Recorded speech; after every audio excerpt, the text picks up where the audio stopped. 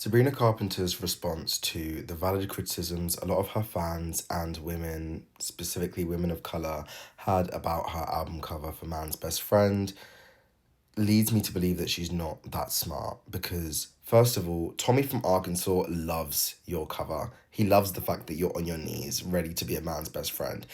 This guy is completely losing his mind over a Sabrina Carpenter album cover. Bro, it's called Man's Best Friend, as in a dog. Man here means human, it's wordplay, that's why she's on all fours.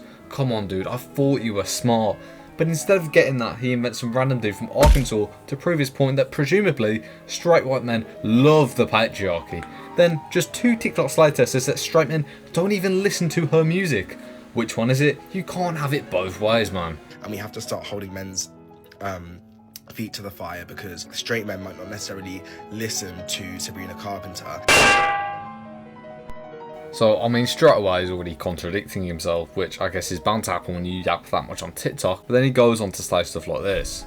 I'm on my knees for a man, and if you were trying to be subversive, at least make the music so objectively subversive and provocative and include topics which interrogate the idea of being a man's best friend so much that there's no shadow of doubt that this is a criticism. So what you're saying is that women aren't actually allowed to be submissive to men now, even though studies show that women fantasize more about being submissive than men do, and it's also quite widely known. But when it doesn't line up with your political narrative, suddenly those choices are harmful. What it really sounds like is that you've got an underlying issue with men, straight men especially, and that women are only allowed fantasies that match the worldview that you want to push. And on top of that, you're demanding political manifestos from pop stars when the reason that pop songs are so popular in the first place is because they're simple, broad and relatable, not because they're political literature. What don't you understand? The whole touch grass and you have no life is just such a weird condescending way for a celebrity to talk about fans who engage critically with our art. I feel like this choice feminism is really going to usher in a massive wave of patriarchy. Like, it is. I actually think her comments make way more sense than your take. Arguing that a pop song about being a man's best friend is quote unquote bringing back the patriarchy, it is just ridiculous. I mean, get a life, man. And calling it all choice feminism doesn't actually make you sound smart, it just makes it clear you're trying to police women's agency and how they express their brand because it doesn't fit your political beliefs. Honestly, that sounds a lot more controlling than the feminist you so proudly are and claim to be. People who say not everything is political don't actually have core understanding of what politics actually is or what it encompasses.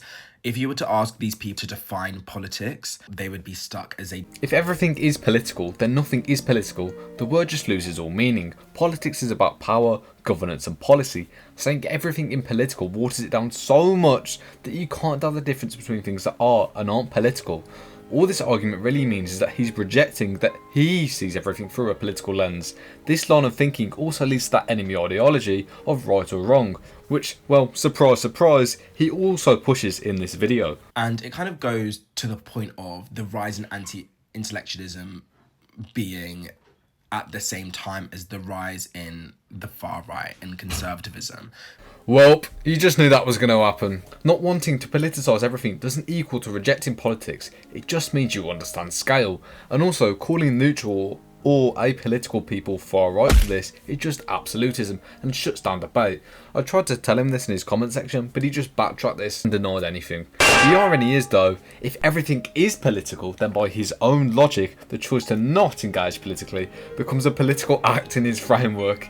You actually can't make it up. It is so funny. And so when people say it's not that deep, I do think that there's 2 groups of people. There's people that genuinely fail to comprehend the depth of a situation. I also think there are other people that know and understand what's being said, but refuse to accept that this specific thing should be criticised because they actually agree with it, and that would then mean that they are on the wrong side of history. Now, he then frames it that people are either just stupid or selfish and protecting their own self-interests, completely missing the third option, you're stupid.